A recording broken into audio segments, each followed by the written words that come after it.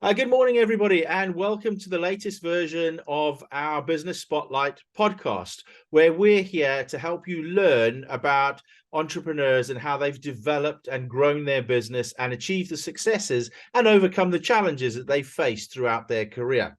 So I'm delighted to introduce you to Toby Phillips.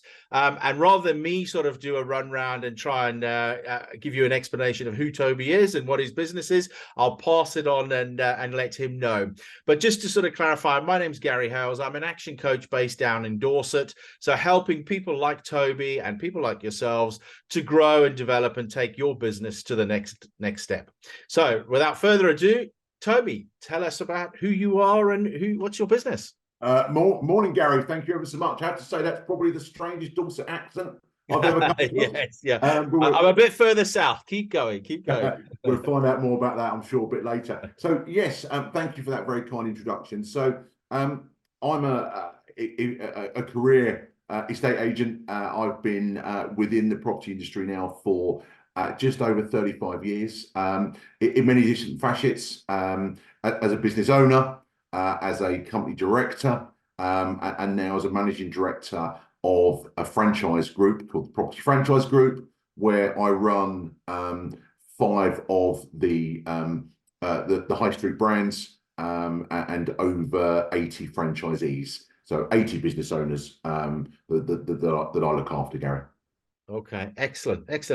So just give us a little bit about it. I mean, what did you say, 35 years? Did you come out of school and decide, I want to be an estate agent, and off you go? How did you end up in this sort of career and this line of work? I think being really honest, Gary, no one comes out of school and says, you know what I'm going to do? I'm going to be an estate agent. I thought that might be the answer. Yeah, it's kind of one of these things that you fall into, Gary. So when I left school, I was in the time when I left school, it was very much into apprenticeships. So you could either go and work for the bank, you could be a plumber, electrician, bricklayer, or you went to work for an insurance company. They were the key parts. Or actually you went to work in the forces. So not being very brave, the forces was out of the question for me. And I plumped for, I'm going to be a bricklayer. Okay. I lasted precisely 3 weeks. Knowing that actually this was not going to be the vocation for me. So actually what I did, tried a bit of sort of different jobs, all the way from being an electrician to being a removals man. I did, in my first year of leaving school, I think I did probably about 7 jobs, from cleaning chandeliers to digging trenches to all sorts of stuff. And actually I was introduced to agency by on a building site, actually. So I got talking to a site agent who I now know as an estate agent, and said, you're quite a personable guy. Have you ever thought about an estate agency? And at that point, I thought all estate agents had Filofaxes, red braces, and drove lovely cars. So that was a big appeal. And it was quite raining and muddy where I was working, Gary. And actually that was, I was just shy of 17. And I went for the interview, and now and that's still what I've been doing since that day. Absolutely loved it. It's given me some fantastic experiences, more so than I would have had with leaving school with no plan at all, apart from how do I earn money, more so. So it was a completely U-turn in life, yeah, very, very a good decision, but one that was not thought out or planned whatsoever, Gary. Okay, excellent, good. So how did you sort of go from that then into becoming an entrepreneur, owning your own business? How did that transition all work? So very much what I had the great benefit of is I worked for one of the most leading corporate agencies at that time. And one of the things that I worked for a firm called Countrywide PLC at that time, were owned by Ambrose Bank. And what I had a fantastic foundation, a fantastic introduction into agency. Probably, I would say this even now, probably one of the best training programs for anybody getting into the business, that corporate training. And actually, I then rose through very quickly, and then became a branch manager within the first sort of 5-6 years of being in agency. Really got the taste for running this branch. Do you know what? I think I could do this for myself. So it was very much, and clearly, Gary, at the age of 23, I'd mastered the art. I knew everything. Yeah. Um, but actually, I was very fortunate that actually, and this is one of the things that I pass on to anyone. I linked in with a business partner who worked with me at a slightly more senior level and very different in character to me. So would do all of the operational parts of setting up a business. Where for me, I was very front line, purely about right. Well, actually, this is I need to drive this business. So the opportunity arose. I just bought my first house, so I was able to take some equity from my house to then get in and set up a business, and then really marry that business, 7 days a week while I started. So the opportunity came about from my first employer, and then really making sure that I had the right business partner who was actually, whilst we weren't sort of sociably connected, it was the right business partner in terms of the strengths and weaknesses of that partnership. Okay. And how many staff did you have at that time then, Toby? Myself and my business partner. Oh, is it just the two of you? Okay, yeah. It was our motto was, if you buy a pen, I buy a pen. Okay. That was our slogan to each other. Okay. But very Interesting. much, obviously, for the first 6 months, and looking at, at that stage, the part that was ringing in our ears was very much 1 in 3 new businesses will fail in the first 12 months. So for us, it was very much, look, we will do everything ourselves. And when we get to month 6, our funding, our personal funding for our own life will then, we have to make money Yeah. in month 6, so we can then draw salary and work from there. I think we appointed our first member of staff in around about month 7, Mm-hmm. and then we grew that each year onwards and onwards and onwards. And I think one of the things that we really learned is actually, there is a big sacrifice. You have to, financially, time wise. I had a young family at the time as well, but it is very much, if you put in those early hours, early days, early sessions, and actually that forms your obsession, Gary. Mm. And actually, when we took on our first employee, you're actually quite nervous because the business is so tight. You know exactly what's happening, and if you dilute that with extra support, that's a big step. And the Yeah. more you bring on, the more that business is diluted. So we were very, very careful in terms of the financial forecast we had, but also bringing on anybody that would actually take some of our control. Yeah. So about month 7 was our first employee. Yeah, it's interesting. I mean, going back to the early 2000s, I used to work for Bradford and Bingley at the time as an Yes, area director. So if you recall, they owned estate agents. It was yes. services, banking, and estate agents. So the margins were pretty tight on estate agency, which you wouldn't expect from the outside looking in. So it No. was quite a fascinating experience involved in that. So yeah. So how did that progress then? You got to sort of month 7 and you got your first employee. You're obviously now self-supporting for you and your business partner. How long did that go on for? When did you sort of break away? What was the sort of next phase? The real next phase was, we were traditional estate agents, and this is where I would give this out to anybody. We had one key skill set, which was taking houses on and selling them. To put it really sort of bluntly, what we really realised after month 7 is we're not going to survive on just being one faceted business. Mm-hmm. So what we have to do is we have to grow the income streams. So we then invested quite heavily into lettings to grow a managed portfolio, which meant we had to grow that ourselves and then bring in expertise once it got to a certain number.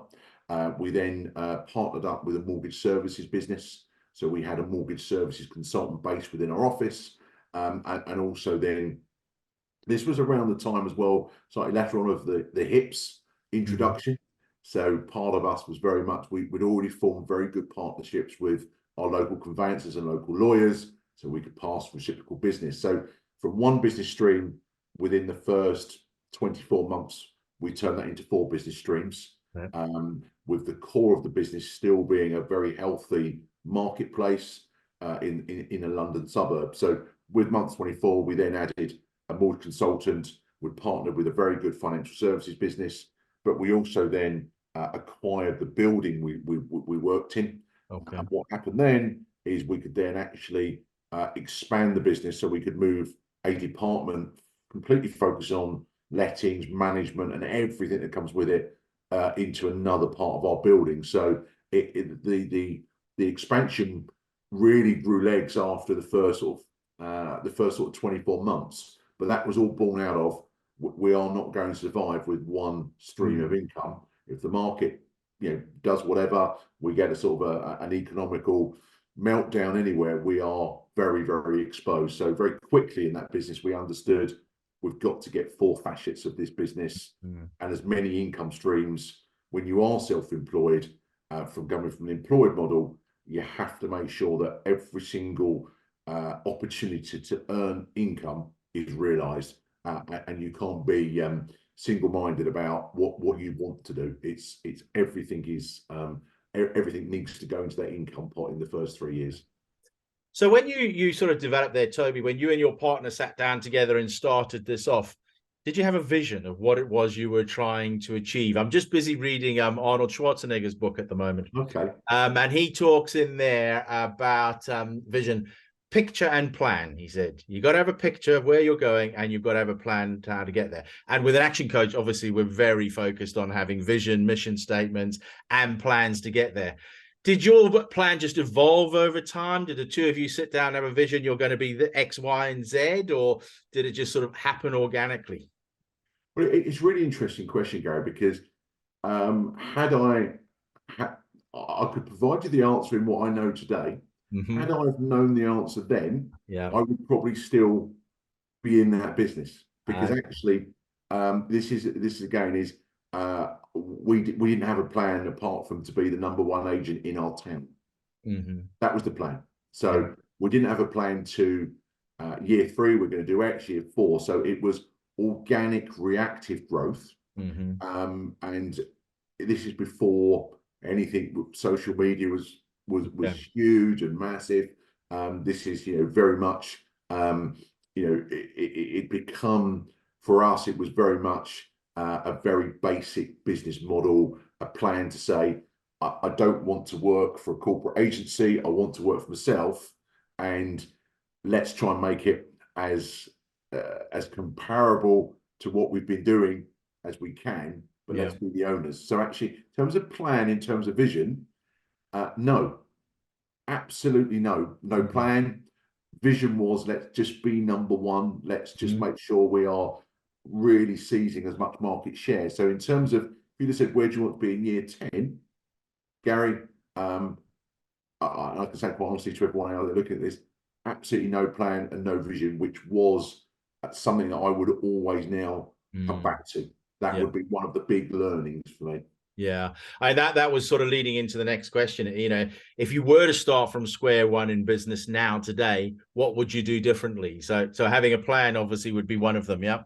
Yeah. So one of the things that you've always got, because obviously when you become self-employed or a business owner, you lose a lot of the corporate protection, if you like. And we'll talk about sort of franchising in a bit. But what you have got is you've got a financial plan. So you've got a financial forecast that the bank will lay down with you and you'll agree to, and actually how you're budgeting this business.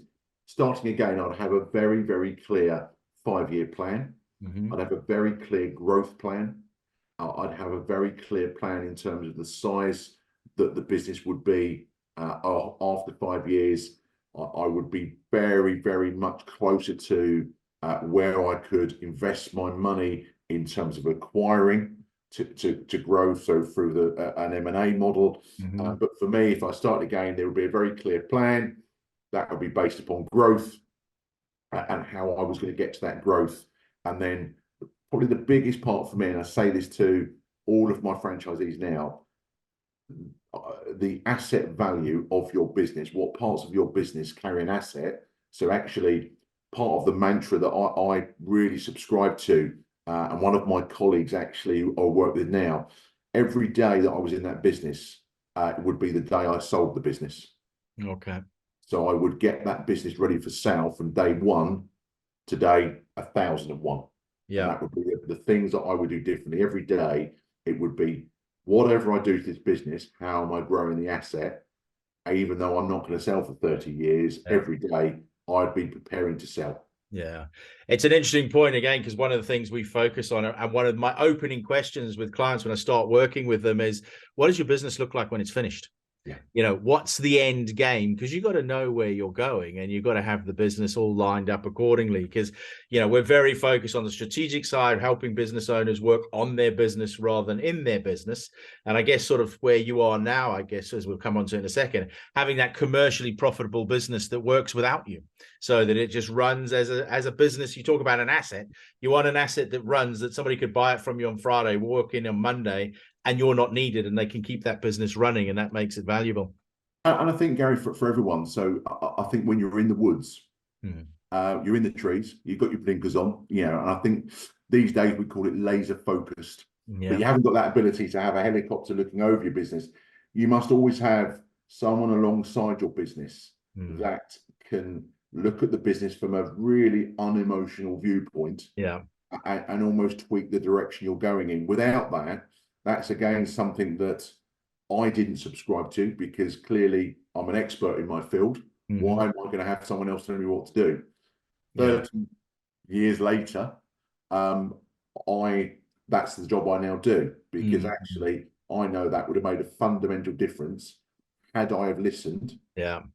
to a business advisor, a business coach. Yeah. And one of the massive things I subscribe to now, that actually surrounding yourself with the very best people, Right. Yeah. is absolutely vital, but also surrounding yourself with experts that actually were paying for that advice is absolutely crucial. Yeah, yeah, yeah. I mean, obviously, we're advocates of that. I think it's Jim Rohn who says, you know, you are the equivalent of the 5 people you spend the most time with. That was quite an eye opener when I heard that one. That was quite interesting, when you sort of then evaluate who you spend your time with. So it's interesting. And I think it's interesting, Gary, because for me, my ethic's always been, I'm going to outwork you. Yeah, So I don't care what you do, but I'm going to outwork you in every single in area. And actually, that will get you so far before actually you realise that you have to bring in support. Whether or not you welcome that support, you listen. That's what you have to do. That yeah, actually you have to work smartly. And in the day and age that we now live in, with change after change after change, and technology playing such a major part in what we do, you have to, and you won't be an expert in every single fashion.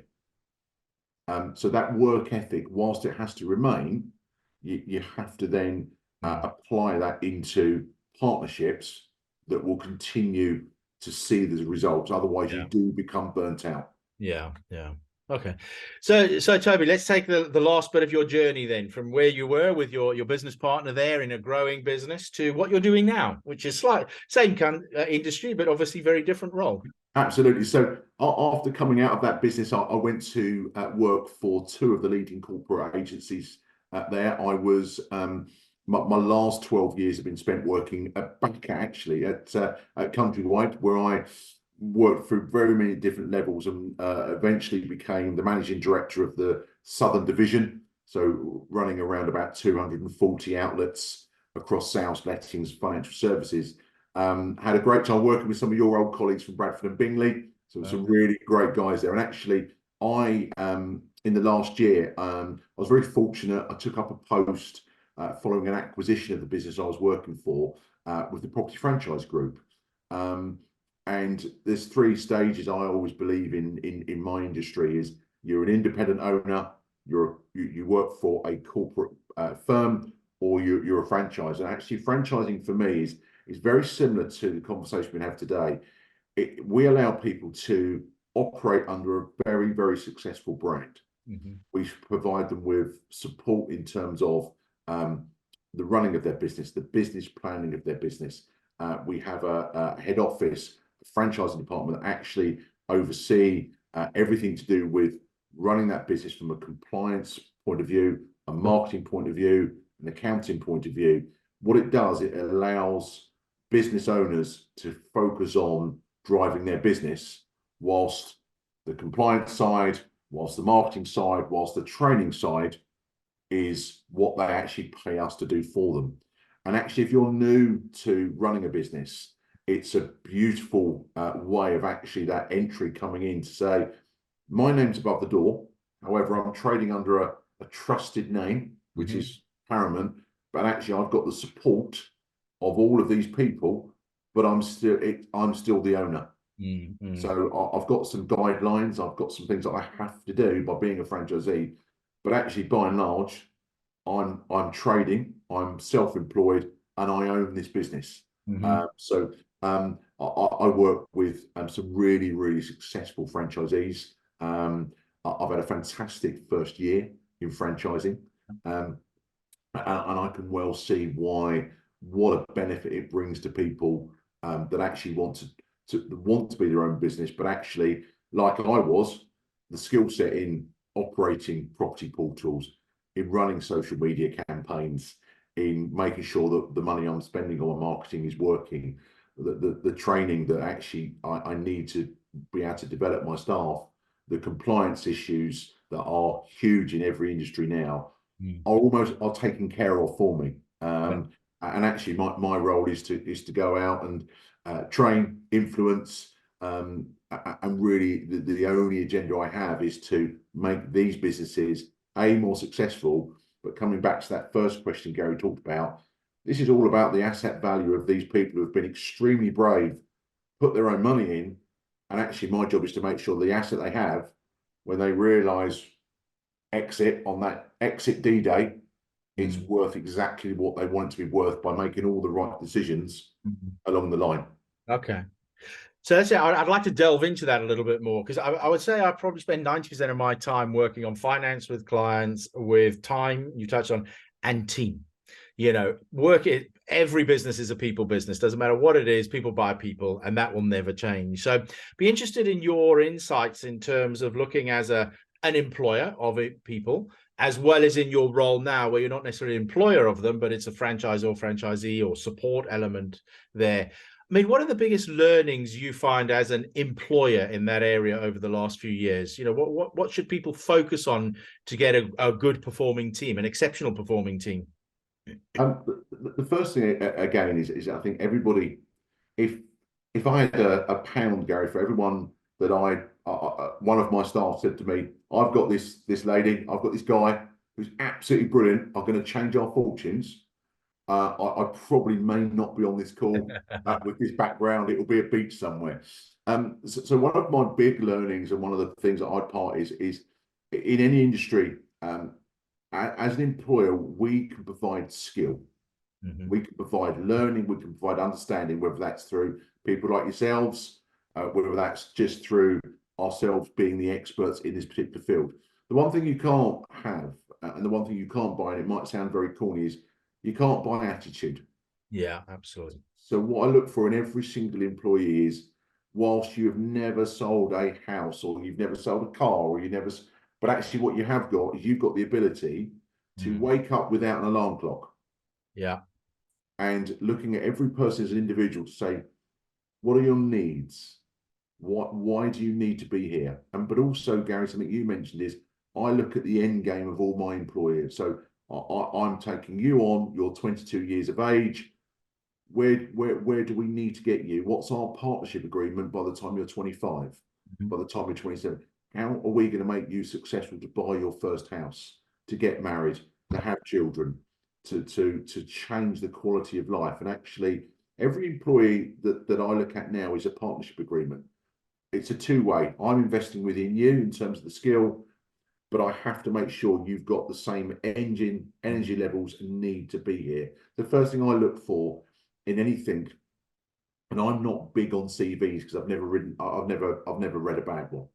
Okay, yeah. I don't like doing Zoom interviews. I like to meet the person I'm going to invest in. If you're going to buy something, Gary, you have to go and see it, don't you? Yeah, absolutely. So staff for me are the biggest investment. And again, in my field that I work in now, if I went out to my next 100 customers that are going to sell their houses through franchisees, the one thing that comes out on every single poll is staff. Yeah. How the perception of staff, the expertise of those staff. So for me, staff are all about what I can provide as an employer in terms of skill, knowledge, development. but also everyone must have a business plan to Yeah. understand the value of their desk and understand what they do. If they hit the bell at X, what they receive. Now, some people don't always want the same reward. Yeah. It could be a car, it could be a title, it could be salary, it could be the next rung up the ladder. But knowing that from day one and formalising that partnership agreement. So Yeah. that for me is a people's business. Right. But the people don't always come in the shapes and sizes that traditionally we think they will. Yeah, absolutely. 100% agree with that. So, Toby, I'm going to delve in a little bit more about you personally as we finish off here now and get an understanding of you. As I mentioned, it's about, if people want to earn more, they got to learn more. So what would you recommend as the top business book that people should read and learn from? For me, one of the two things. So one of the best business books I've ever read has been The Chimp Paradox. Yeah, excellent.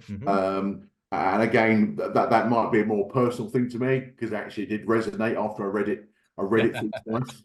One of the things that I would say about any business books, whether it's an autobiography, that you need that motivation. So there's some great motivational biographies that have been brought out there at the moment.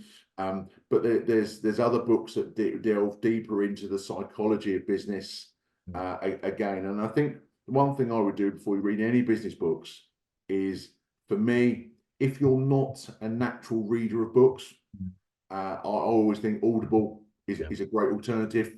You're on holiday, Christmas season coming up, but I always think start with a book that actually is something of interest to you. Yeah.